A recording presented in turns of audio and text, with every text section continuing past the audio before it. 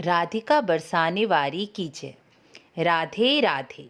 शिव महापुराण के अनुसार कोटि रुद्र संहिता में 12 ज्योतिर्लिंगों के प्राकट्य और उसकी महिमा के बारे में बताया गया है, जिसके श्रवण मात्र से ही सभी प्रकार के फलों की प्राप्ति हो जाती है और पापों का नाश हो जाता है। श्रावण मास में शिव महिमा और महात्म्य को श्रवण करने से सभी प्रकार के जैसे धर्म, अर्थ, काम, मोक्ष चारों पुरुषार्थों की प्राप्ति हो जाती है, क्योंकि श्रावण मास में श्रवण करने का बहुत अधिक महत्व बताया गया है। चतुर्मास में भी शिव कथा, शिव महिमा, शिवलिंगों की प्राकट्य की महिमा सुनने का अक्षय फल बताया गया है, क्योंकि श्रावण मास से कार्तिक मास शुक्ल पक्ष की एकादशी, इन 4 महीनों में सृष्टि का कार्यभार भरण पोषण महादेव जी ही संभालते हैं। इस समय भगवान विष्णु योग निद्रा में चले जाते हैं। तो आइए शिव महापुराण के अनुसार प्रथम ज्योतिर्लिंग सोमनाथ की महिमा का श्रवण करते हैं। सोमनाथ 12 ज्योतिर्लिंगों में प्रथम स्थान पर आता है। महादेव प्रथम सोमनाथ ज्योतिर्लिंग के रूप में ही प्रकट हुए थे। सोमनाथ ज्योतिर्लिंग सौराष्ट्र के प्रभास क्षेत्र में आता है। इसका महात्म्य इस प्रकार है। सूत जी के द्वारा इन 12 ज्योतिर्लिंगों की महिमा बताई गई है।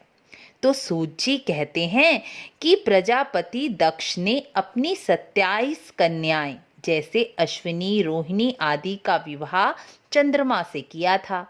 चंद्रमा को पति रूप में पाकर वह 27 कन्याएं बहुत प्रसन्न और सुशोभित थीं।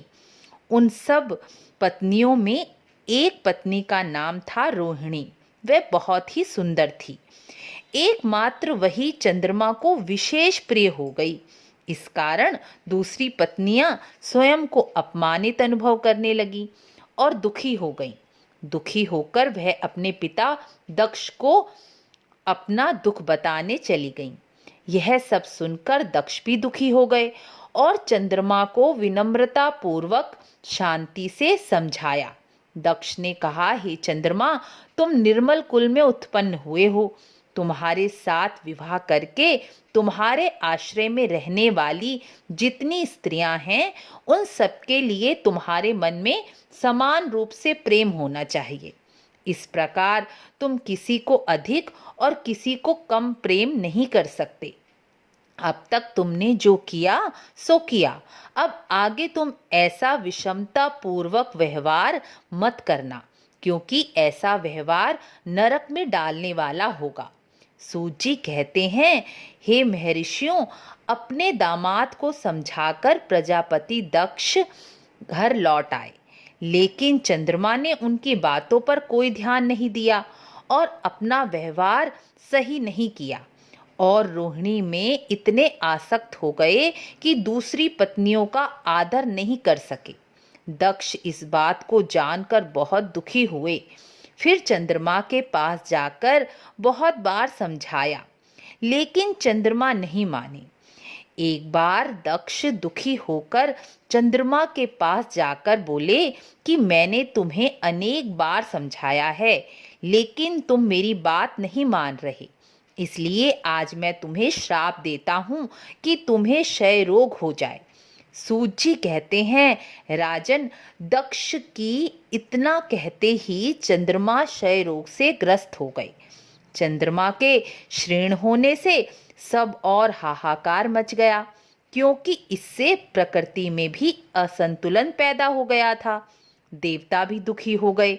चंद्रमा, इंद्र, सभी देवता ब्रह्मा जी की शरण में गए। तब ब्रह्मा जी ने कहा, मैं तुम्हें इसके निवारण का एक उपाय बताता हूँ। सुनो, चंद्रमा देवताओं के साथ जाकर प्रभास नामक शुभ क्षेत्र में जाएं और महामृत्युंजय मंत्र का विधि पूर्वक अनुष्ठान करते हुए भगवान शिव की आराधना करें। पार्थिव लिंग की स्थापना करें और वहां चंद्रमा नित्य तपस्या करें। इससे भगवान शिव प्रसन्न होकर उन्हें क्षय रोग से रहित कर देंगे। तब ब्रह्मा जी के कहने पर चंद्रमा ने वहीं 6 महीने तक निरंतर तपस्या की और मृत्युंजय मंत्र का 10 करोड़ जप किया। खड़े होकर वह भगवान शंकर की तपस्या करते रहे। भगवान शंकर प्रसन्न होकर प्रकट हो गए। शंकर जी ने कहा, चंद्रदेव तुम्हारा कल्याण हो, मैं तुमसे प्रसन्न हूँ, वर मांगो।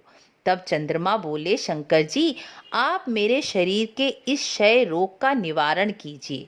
मुझसे जो अपराध बना है उसके लिए मुझे क्षमा कीजिए, आगे से यह अपराध नहीं होगा। तब भगवान शिव बोले, चंद्रमा एक पक्ष में तुम्हारी कला क्षीण होगी तो दूसरे पक्ष में वह निरंतर बढ़ती रहेगी। ऐसा वरदान भगवान शिव ने चंद्रमा को दिया। चंद्रमा ने भगवान शिव की स्तुति और पूजन किया। इससे पहले निराकार होते हुए भी भगवान शिव साकार हो गए और शिवलिंग के रूप में वहीं स्थापित हो गए। देवताओं पर प्रसन्न भी हुए और प्रभास क्षेत्र के महात्म्य को बढ़ाने के लिए, चंद्रमा के यश को विस्तार देने के लिए भगवान शंकर उन्हीं के नाम पर सोमेश्वर कहलाए। सूत जी कहते हैं, सोमनाथ का पूजन करने से मनुष्य क्षय रोग, कोढ़ आदि असाध्य रोगों से मुक्त हो जाता है। वहाँ सभी देवताओं ने सोम कुंड की स्थापना भी की, जिसमें भगवान शिव और ब्रह्मा जी का निवास माना जाता है। यह सोमकुंड पृथ्वी पर पाप नाशन तीर्थ के रूप में प्रसिद्ध है। जो मनुष्य आज भी उसमें स्नान करता है वह सब पापों से मुक्त हो जाता है। क्षय रोग, कुष्ठ रोग आदि असाध्य रोग इस कुंड में 6 मास तक प्रतिदिन स्नान करने से नष्ट हो जाते हैं। मनुष्य जिस फल के उद्देश्य से इस उत्तम तीर्थ का सेवन करता है, दर्शन करता है, उस फल को प्राप्त कर लेता है। इसमें जरा भी संशय नहीं करना चाहिए। चंद्रमा निरोग होकर अपना पुराना कार्यभार संभालने लगे। इस प्रकार सोमेश्वर नाथ की उत्पत्ति का सारा महात्म्य मैंने तुम्हें सुनाया। सूत जी कहते हैं, जो मनुष्य सोमनाथ के प्राकट्य की कथा को सुनता है और दूसरों को सुनाता है, वह सभी प्रकार की कामनाओं को प्राप्त करता है और पापों से मुक्त हो जाता है।